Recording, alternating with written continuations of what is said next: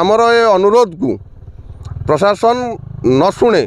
ताले आगामी दिन में यह एक गणविक्षोभर रूप नेब।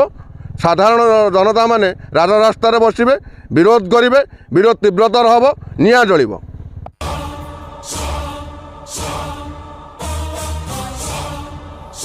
अनिल कर एटा आज्ञा कौन नुआ कथा नुह, बंध आज दबिगला।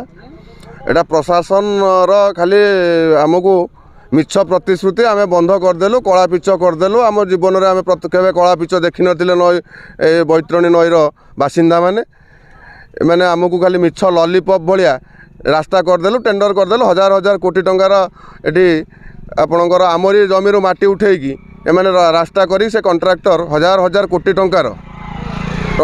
एटा आमको चून लगे पड़े। से कॉन्ट्रैक्टर आज्ञा कुआड़े गला। ए ऑफिसर मानू प्रथम मुझे आज्ञा कहूँ ऑफिसर मानू जो मैंने साधारण जनता टैक्स पैसा दरमा पाँच से गोटे नैतिकता भी नहीं।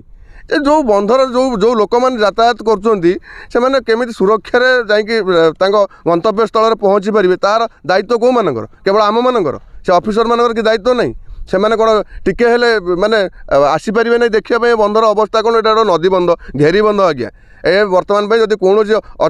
अचानक कौन गोटे बड़ नदी पड़ी आसे बंध आज्ञा धोईज गाँटा धोईज आज्ञा 10 खंडी गाँ ये पाखे जो गाँ अच्छा 2-3 पंचायतर जमी हजार हजार जमी बालीचर हो कि कौन कह क्या आम कथा शुणुची किए जिते कहले आज्ञा कि ना एम कि आम दृढ़ हस्तर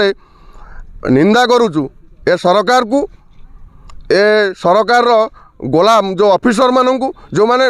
आज नैतिकता अभाव से पाखे साधारण साधारण मनुष्यत्व भी से पाखे नहीं नहीं आज्ञा ये राजनेता मैंने भावीदे जे एटा गोटे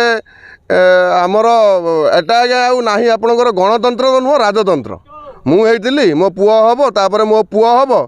तेणु यही हिसाब से गोटे चली 15 वर्ष 20 वर्ष 25 वर्ष है गोटे शासन चली साधारण लोक मानू बोका भावुंट एथर जो निर्वाचन होगा जाऊँ आगामी निर्वाचन निश्चित आर दृढ़ जवाब दब से गणतंत्र कौन अच्छी शक्ति से देखिए लोक मैंने निश्चित परिवर्तन हम परिवर्तन ही से जवाब हम सी यथाशीघ्र आपको मरामती करूँ जो आम आमर जो मुख्य गमनागमन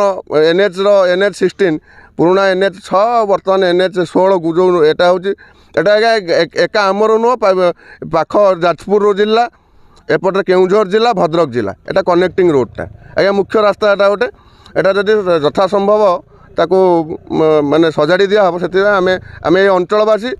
उपकृत हेबु। जदि आमर ये अनुरोध को प्रशासन न शुणे ताले आगामी दिन में यह एक गणविक्षोभर रूप नेब। साधारण जनता माने राजरास्तार बसबे, विरोध करेंगे, विरोध तीव्रतर हम, निआ जलिब।